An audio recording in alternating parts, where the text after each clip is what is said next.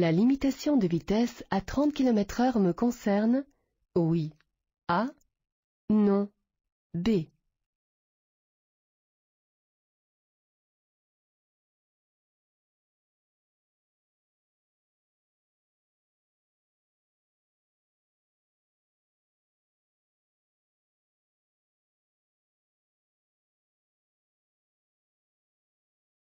Les deux signaux d'interdiction sont indépendants l'un de l'autre.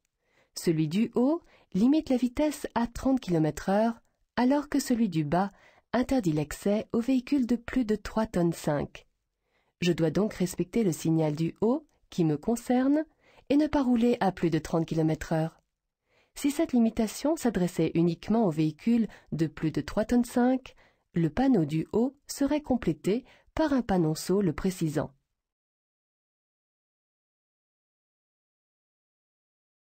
J'habite à 1 km de mon lieu de travail.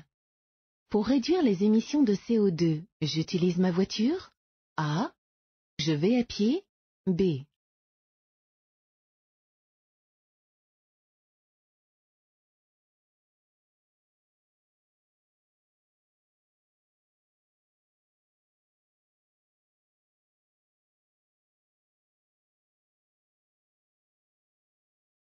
Pour la santé, il est recommandé de faire au moins 30 minutes de marche par jour. Aussi, en choisissant de me rendre au travail à pied, je contribue à la lutte contre le réchauffement climatique car j'évite les rejets en CO2 occasionnés par ma voiture. J'économise aussi sur les dépenses liées aux courts trajets en voiture car ce sont ces petits parcours qui sont les plus polluants et les plus gourmands en carburant. Je suis bien placé pour emprunter. Toute sortie située à ma droite? Oui. A. Non. B. Toute sortie située à ma gauche? Oui. C. Non. D.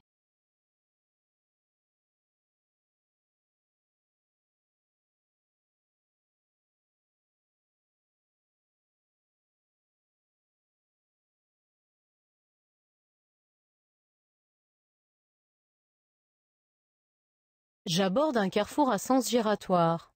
Pour emprunter une sortie située à ma droite, je devrais être sur la voie de droite. Ici, sur la voie de gauche, je suis bien placé pour emprunter toute sortie située à ma gauche. Pour cela, je reste dans cette voie afin de m'engager à l'intérieur du rond-point, après avoir éventuellement cédé le passage. Je me rabattrai à droite, à hauteur de la sortie qui précède celle que je vais utiliser. Les espaces entre les traits de la ligne délimitant la voie de droite étaient les mêmes en début de voie? Oui. A. Non. B. Resteront les mêmes en fin de voie? Oui. C. Non. D.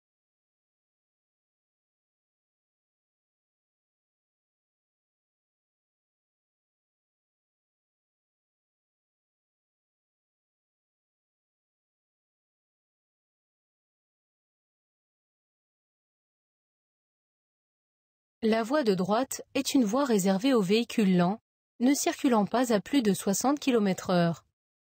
Elle permet d'éviter de trop grandes différences de vitesse sur une même voie de circulation.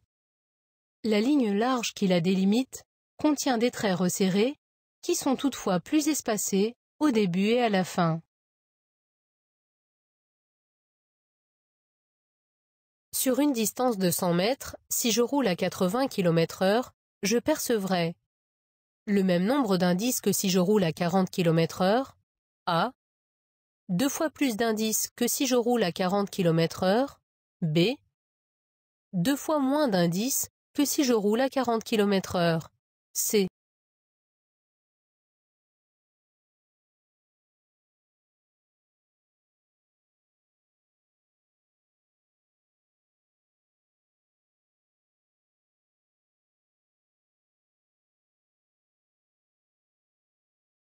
Le nombre d'indices qu'il est possible de percevoir diminue avec la vitesse. À 80 km/h, pour parcourir 100 mètres, je mets 2 fois moins de temps que si je roulais à 40 km/h. Je perçois donc 2 fois moins d'indices.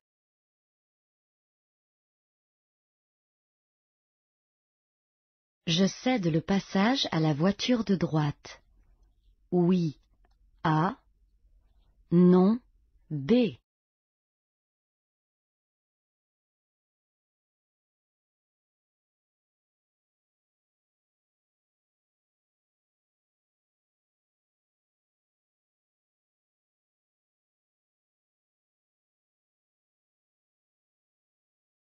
Le feu rouge clignote. Vous devez vous arrêter comme s'il s'agissait d'un feu rouge fixe. Les barrières du passage à niveau vont se fermer et un train va bientôt arriver. Bien que la voiture de droite rencontre un stop, vous devez lui céder le passage. En effet, il est interdit de vous engager dans une intersection si vous risquez de l'encombrer. En vous arrêtant juste avant le passage à niveau, vous bloqueriez inutilement le passage au conducteur de cette voiture.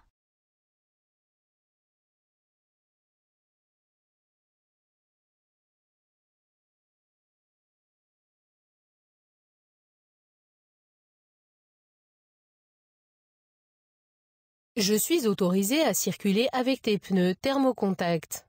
Oui. A. Non. B. J'utilise correctement les essuie-glaces. À l'avant. C. À l'arrière. D.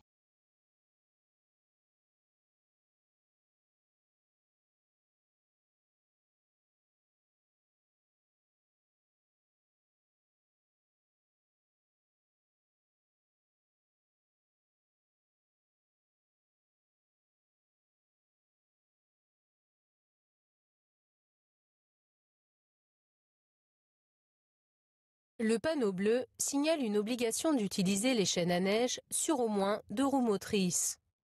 Le panonceau indique une dérogation qui autorise les usagers équipés de pneus thermocontact à circuler sans chaîne. Ces pneus offrent une meilleure adhérence sur la neige et le verglas que des pneus ordinaires. Contrairement aux pneus à crampons et aux chaînes à neige, ils sont autorisés toute l'année. Je peux donc les utiliser même si la chaussée n'est pas recouverte de neige. La vitesse de fonctionnement des essuie-glaces avant est adaptée, mais je devrais actionner l'essuie-glace arrière pour voir correctement derrière.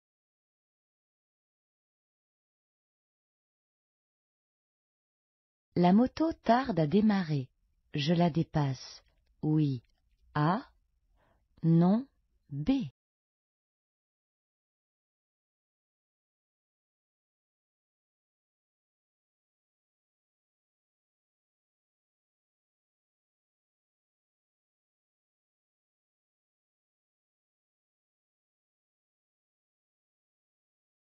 Le feu est vert. Le motocycliste tarde à démarrer, mais je ne dois pas entreprendre son dépassement. En effet, une voiture, visible dans mon rétroviseur extérieur, est déjà en train de me dépasser.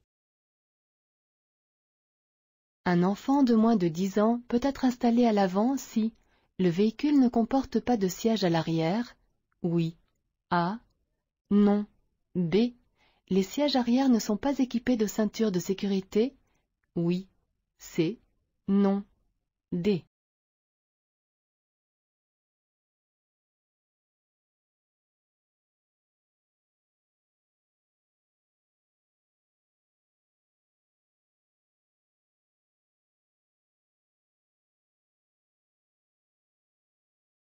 Un enfant peut être installé à l'avant s'il est impossible de faire autrement, c'est-à-dire s'il n'y a pas de siège à l'arrière, si les sièges arrière sont momentanément inutilisables, non équipés de ceinture de sécurité ou occupés par d'autres enfants de moins de 10 ans. Il peut aussi voyager à l'avant s'il est transporté face à l'arrière, dans un siège spécialement conçu pour être installé à l'avant des véhicules, à condition que l'airbag passager soit désactivé. J'augmente la vitesse de fonctionnement des essuie-glaces. Oui. A. Non. B. J'actionne le lave-glace. Oui. C. Non. D.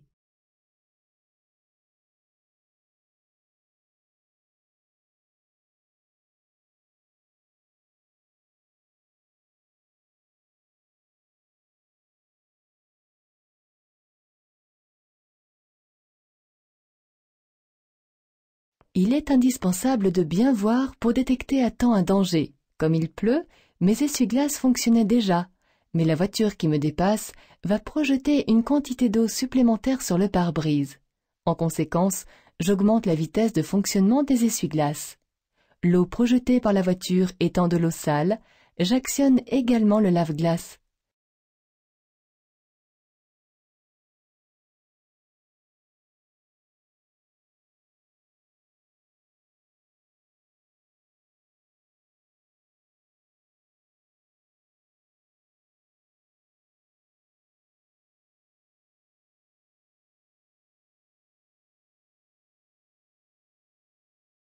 Je vais tout droit. Je m'arrête. A. Je m'engage. B.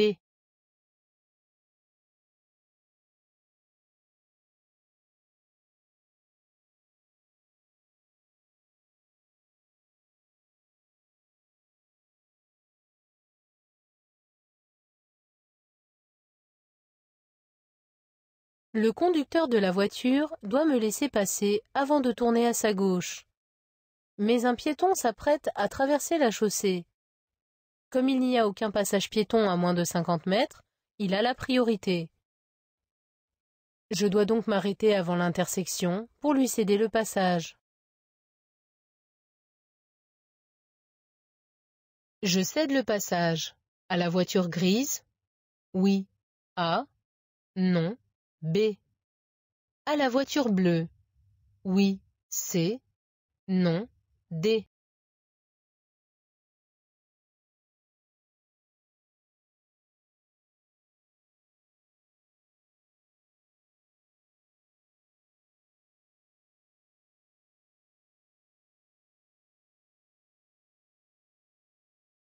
Abordant une intersection sans signalisation, je dois appliquer la règle de la priorité à droite.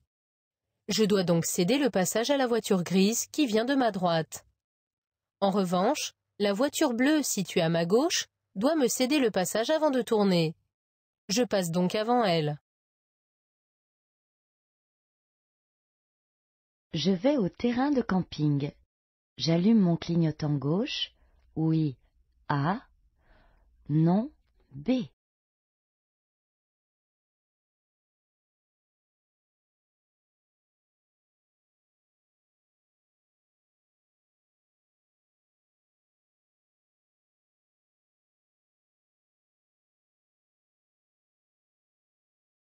Le terrain de camping se trouve à ma gauche, mais le schéma dessiné sur le panneau m'indique que pour le rejoindre, je devrais d'abord tourner à droite. Par la suite, je vais traverser la route sur laquelle je circule. Ce type d'aménagement évite des changements de direction à gauche à des endroits où il serait dangereux ou gênant. Je dois donc allumer non pas mon clignotant gauche, mais mon clignotant droit pour me préparer à tourner à droite.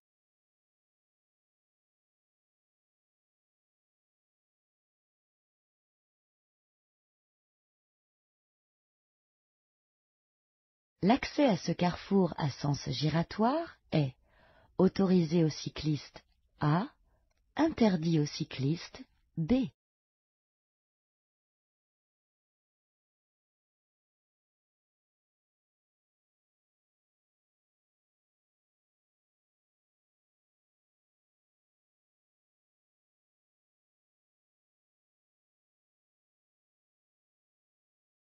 Le panneau bleu de fin d'obligation indique la fin de la bande cyclable. Un accès interdit aux cyclistes serait indiqué par un panneau d'interdiction dans lequel figure un cycliste. Ici, les cyclistes sont autorisés à utiliser le carrefour. Je devrais donc redoubler d'attention afin de ne pas gêner ceux qui, en fin de bande cyclable, s'engagent sur le rond-point.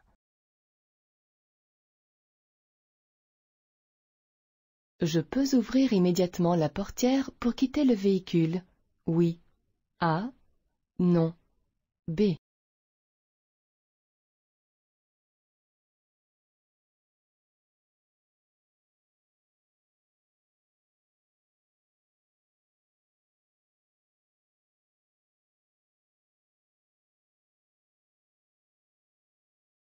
Avant d'ouvrir une portière, je dois regarder dans les rétroviseurs et me retourner pour m'assurer que je peux le faire sans danger. Si je l'ouvrais tout de suite, le cycliste qui roule bien à droite risquerait de la heurter et de chuter. Je dois d'abord attendre qu'il soit passé. Ce témoin vient de s'allumer. Je me rabats pour m'arrêter sur l'emplacement d'arrêt d'urgence. Oui. A. Non. B.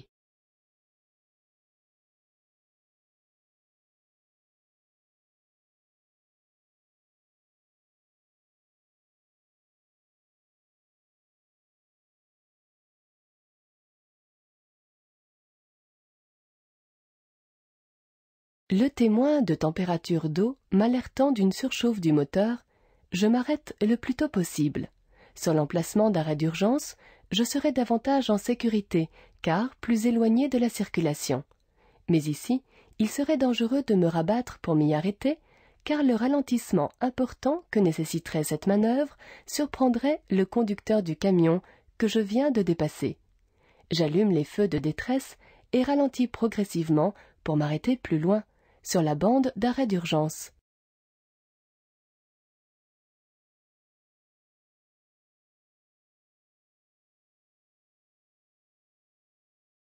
La catégorie d'âge la plus exposée aux accidents mortels de la circulation est celle de 0 à 14 ans, A, de 18 à 24 ans, B, de 44 à 64 ans, C, de 65 ans et plus, D.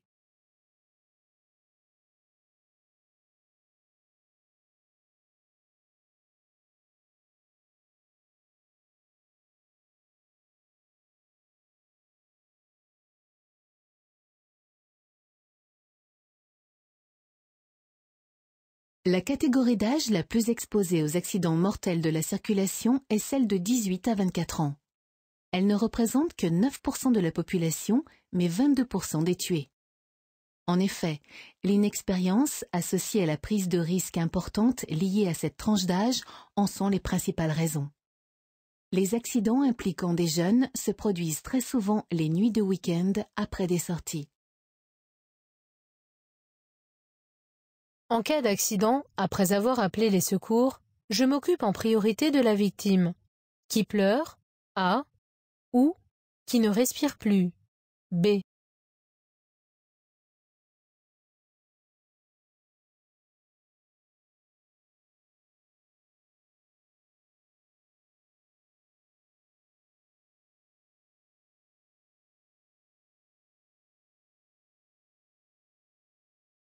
Sur les lieux d'un accident, il est fréquent qu'une personne pleure, en raison de l'émotion causée par la soudaineté et les conséquences du sinistre.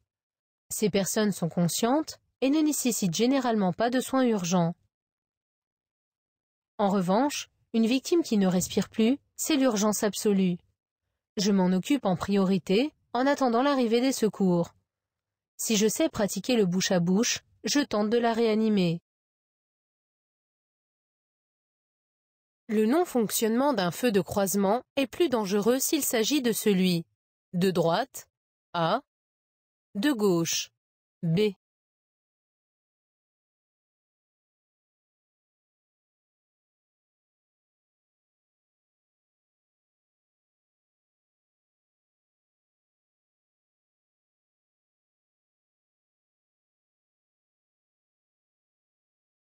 Le non-fonctionnement d'un feu de croisement est plus dangereux s'il s'agit de celui de gauche, car le véhicule peut être confondu avec un deux roues. Si je me trouve dans cette situation et que je n'ai pas d'ampoule de rechange à ma disposition, je remplace provisoirement l'ampoule de gauche par celle de droite. Je risque de rencontrer un troupeau de vaches. Oui. A. Non. B. Une famille de sangliers. Oui. C. Non. D.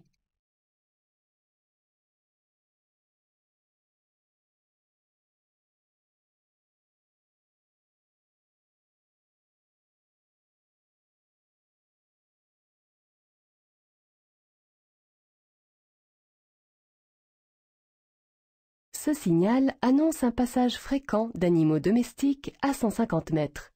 j'ai de fortes chances de rencontrer un troupeau de vaches. Le risque de rencontrer une famille de sangliers serait indiqué par le panneau annonçant un passage fréquent d'animaux sauvages. Avec une acuité visuelle de 10 sur 10, il est possible de lire ces panneaux dès qu'ils se situent à une distance de 50 mètres, A, 100 mètres, B, 200 mètres, C.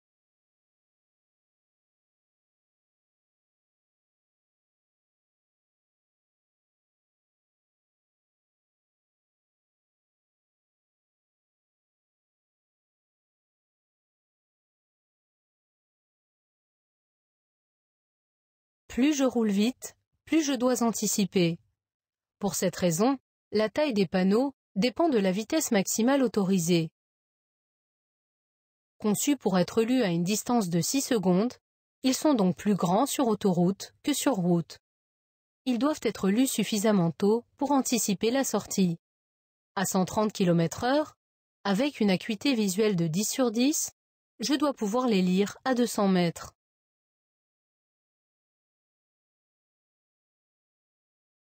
La signalisation annonce un ou plusieurs radars pouvant être implantés. Du côté droit, oui, A, non, B. Du côté gauche, oui, C, non, D.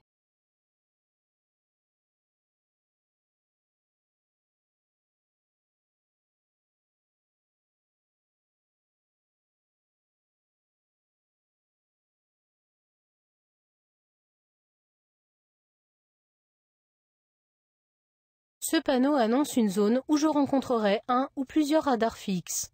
Ils peuvent être implantés aussi bien du côté gauche que du côté droit.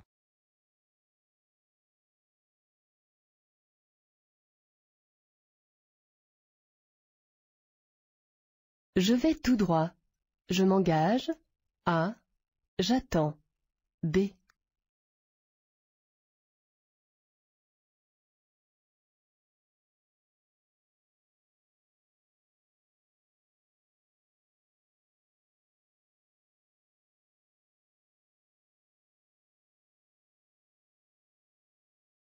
Un regard dans le rétroviseur permet de voir que je suis arrêté. Le conducteur de la voiture en face signale son intention de tourner à gauche. Bien qu'il n'ait pas la priorité, je le laisse passer car, en m'engageant, je bloquerai inutilement l'intersection, puisque des véhicules sont immobilisés immédiatement après. Je dois donc rester où je suis, en attendant que la voie soit libre. Si je conduis en état d'ivresse, je risque une suspension du permis de conduire, oui, A, non, B. Une annulation du permis de conduire, oui, C, non, D.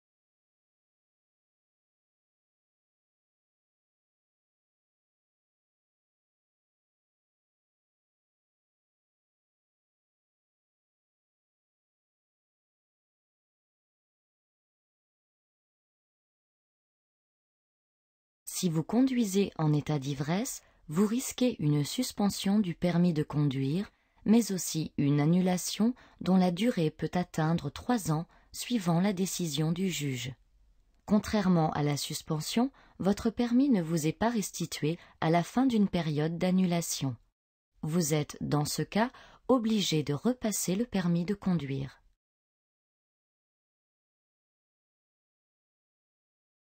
Je continue à rouler avec ce pneu. Oui. A. Non. B.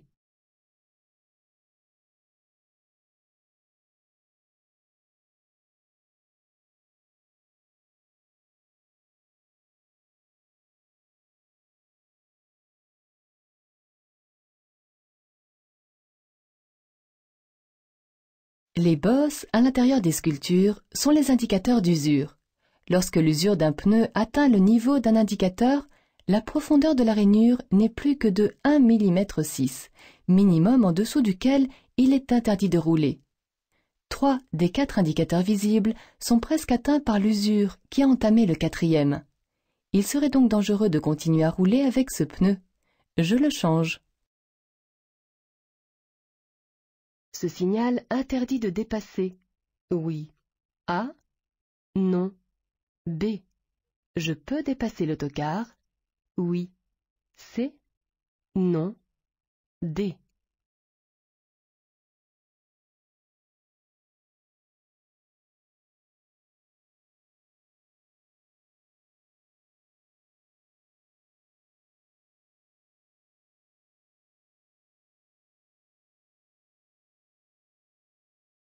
Ce signal n'interdit pas de dépasser. Au contraire, il met fin à toutes les interdictions précédemment signalées, sauf celles concernant l'arrêt et le stationnement. Les signaux vus de dos et les voitures que j'aperçois dans le rétroviseur confirment que la chaussée est à double sens. La visibilité vers l'avant étant très faible, le dépassement de l'autocar risquerait de provoquer une collision avec un véhicule en face. Je dois m'abstenir de dépasser.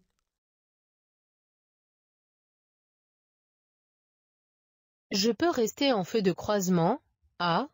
Je dois allumer mes feux de route. B.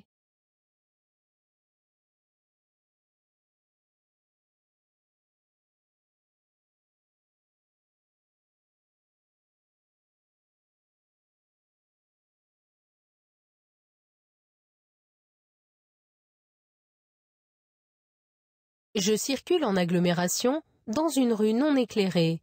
Je ne croise ni ne suis aucun usager. Je dois donc allumer les feux de route. Ces derniers me permettent de voir beaucoup plus loin que les feux de croisement, et donc de mieux distinguer un objet, un animal ou tout autre usager peu ou mal éclairé. La participation à un stage de sensibilisation permet de récupérer 3 points A, 4 points B, à une durée de 1 jour C, 2 jours D.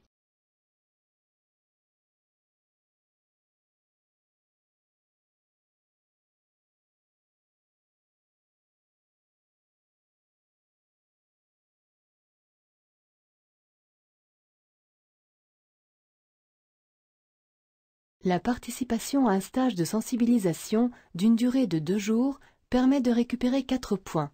Pour retrouver mes points, je dois le suivre assidûment et respecter les horaires. Je peux dépasser le camion? Oui. A. Non. B.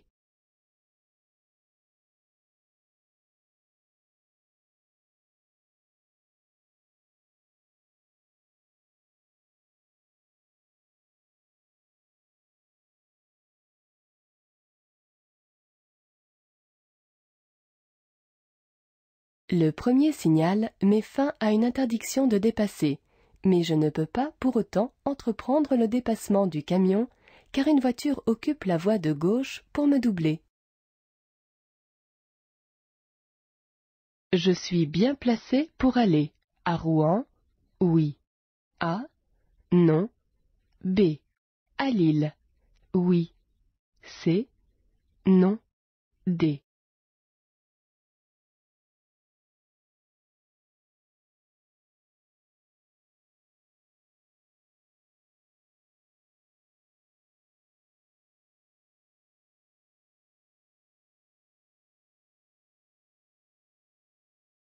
La signalisation annonce une bifurcation autoroutière.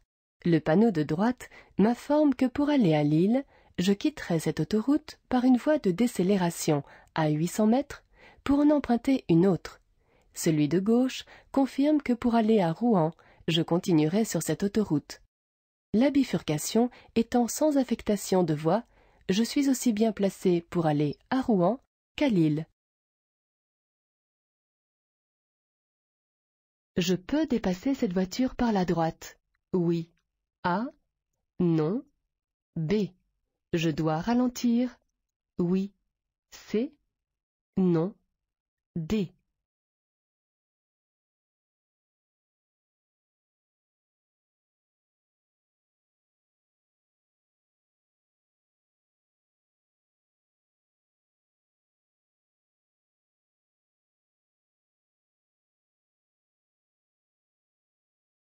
Je peux dépasser cette voiture par la droite, car son conducteur a signalé son intention de tourner à gauche.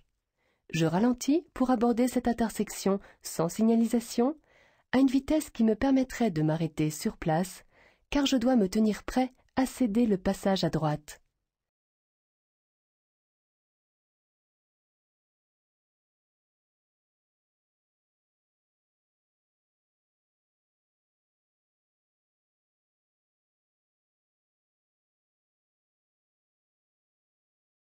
Malgré ma faible vitesse, je continue à regarder autour de moi. Oui, A. Non, B. Je reste serré à gauche dans ma voie. Oui, C. Non, D.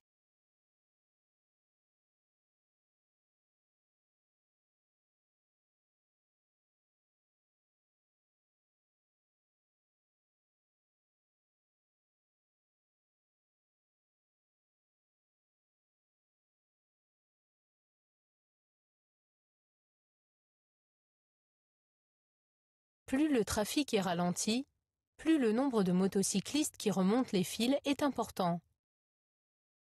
Je continue donc à regarder autour de moi, ainsi que dans les rétroviseurs, en restant serré à gauche dans ma voie pour laisser passer la moto cachée dans l'angle mort.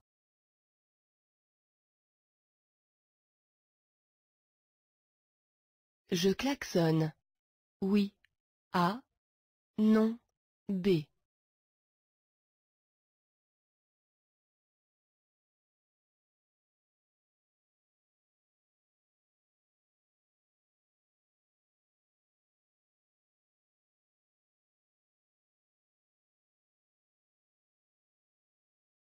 Le revêtement au sol et le nombre important de piétons laissent supposer que je circule sur une zone de rencontre.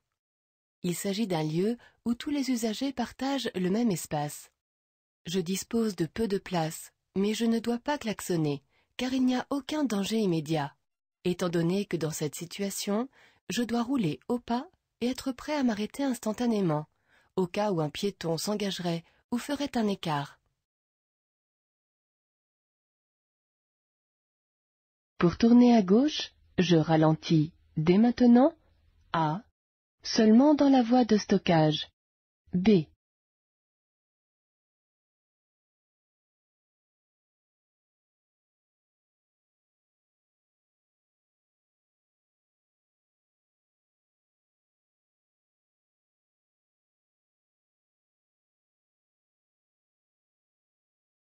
En temps normal, lorsque je dispose d'une voie de stockage pour tourner à gauche, j'évite, dans la mesure du possible, de ralentir avant, afin de ne pas gêner les usagers qui me suivent.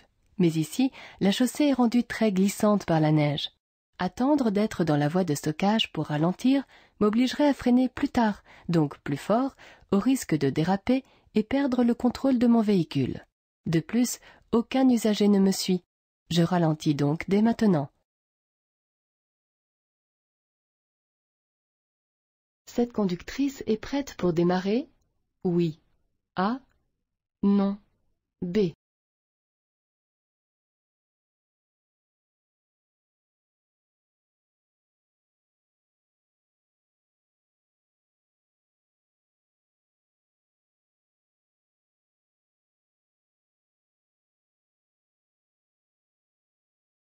Cette conductrice a bien réglé sa position de conduite, mais elle n'a pas attaché sa ceinture de sécurité. Elle n'est donc pas prête pour démarrer. La ceinture doit être bouclée avant de mettre le moteur en marche. Elle divise par 3 le risque d'être tuée en cas de choc et réduit considérablement la gravité des blessures. Lors des petits trajets, je consomme davantage de carburant. A. Mon véhicule pollue davantage. B. Le filtre à air s'encrasse moins vite. C. Le moteur s'use plus vite. D.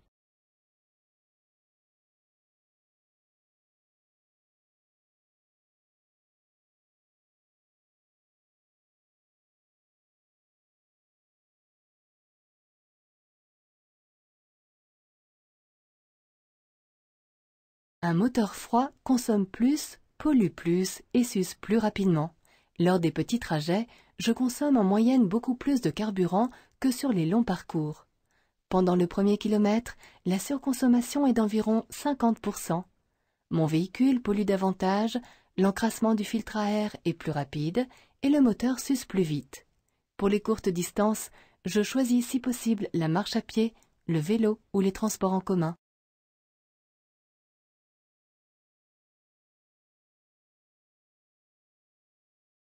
Je passe sans ralentir.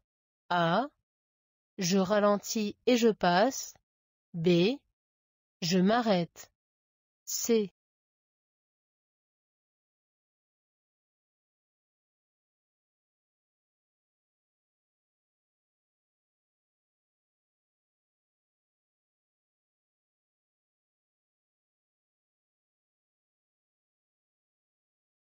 Les piétons bien visibles qui marchent sur le trottoir de droite ne constituent pas de danger immédiat. À gauche, un enfant nettement moins visible apparaît de l'autre côté de la voiture. Il tient un autre enfant par la main et est engagé sur un passage piéton. Je dois m'arrêter pour lui céder le passage. Je tourne à gauche. Je franchis l'intersection sur le premier rapport de vitesse A, sur le deuxième rapport de vitesse B. Je devrais céder le passage à gauche, C, à droite, D.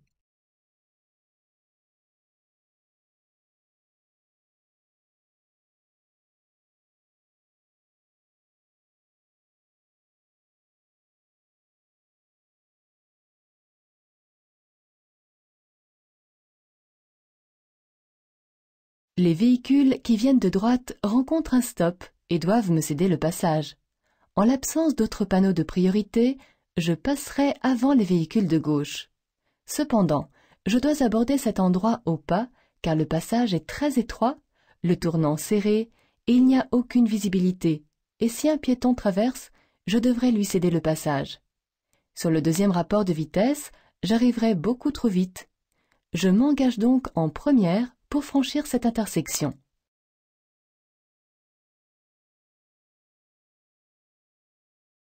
En cas d'incendie de mon véhicule, si je ne peux pas quitter le tunnel, j'utilise le poste SOS le plus proche, oui, A, non, B, un extincteur, oui, C, non, D.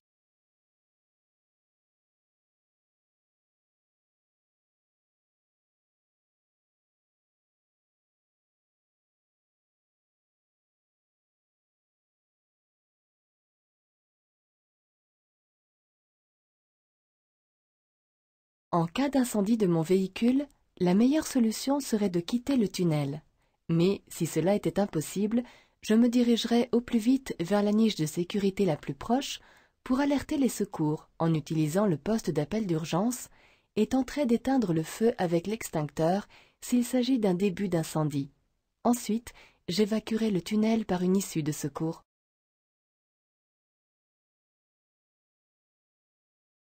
Je continue à la même vitesse. A. Je ralentis. B.